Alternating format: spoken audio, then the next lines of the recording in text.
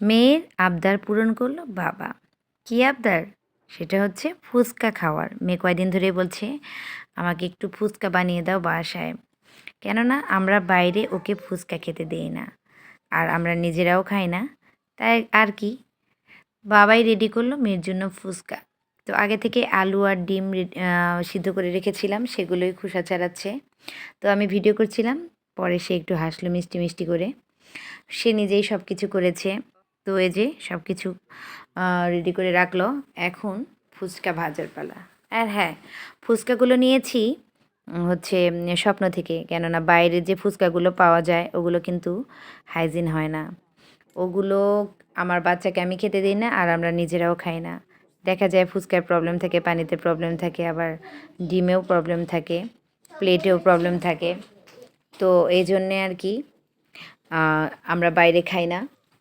তো দেখুন ফুচকাগুলো ভাজা হইলো, কেমন গোল গোল বল বল হয়ে গেছে, দেখতে কিন্তু খুবই সুন্দর লাগছে। তো এই ফুচকাগুলো এখন আমরা রেডি করে রাখলাম। এর মধ্যে এখন আস্তে আস্তে সব কিছু করব। তো মেয়ের বাবা মেয়ের জন্য ফুচকা বানাচ্ছে আর অনেক হ্যাপি হচ্ছে, মেয়েও খুব খুশি। তো তার জন্য এই দেখুন প্লেটে কি রেখেছি, প্লেটে রেখেছি কাঁচামরিচ, ধনিয়া পাতা, টক বানানোর জন্য প্রাণ চাটনি, আর হলো এই যে আবার ফুচকা রেখে দিয়েছি।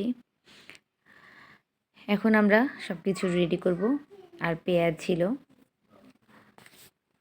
টক রেডি করার জন্য প্রাণ চাটনিটা দিয়ে রেডি করব, সেটা তো আপনারা সবাই দেখবেন, করে খেয়ে দেখেন, অনেক মজা হয়েছে। আর ফুচকার ভিডিও দেখতে দেখতে আমি এলোমেলো হয়ে গেছি, আবার আমার ফুচকা খেতে ইচ্ছে হয়েছে। টক রেডি করলাম, তো টকে এখন একটু বিট লবণ দিয়ে দিচ্ছি।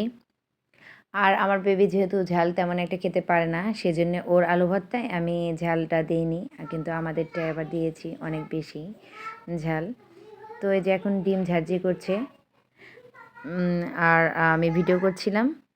তো সে খুব খুশি ভিডিওর মধ্যেই। তো যাই হোক, যা বলতে নিছিলাম, আপনারা বাচ্চাদেরকে কখনোই বাইরের কখনো খাবার খাওয়াবেন না, যেটা খেলে বাচ্চাদের সমস্যা হতে পারে। যেমন বাইরের জুস, চিপস, অথবা এই যে ফুচকা বাইরের, এই ফুচকাগুলো কিন্তু হাইজেনিক হয় না।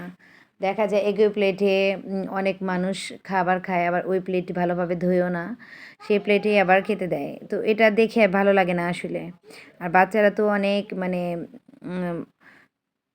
আমার মেয়ে কিন্তু খুবই খুশি, দেখেছেন হাতে ফুচকা নিয়ে বসে আছে। এই যে ফুচকার ফাইনাল লুক। সবাইকে দাওয়াত রইলো, আমার বাসায় চলে আসবেন ফুচকা খাওয়ার জন্য। সবাই ভালো থাকবেন, আল্লাহ হাফেজ। আবারও দেখা হবে অন্য কোনো একটা ভিডিওতে। আসসালামু আলাইকুম।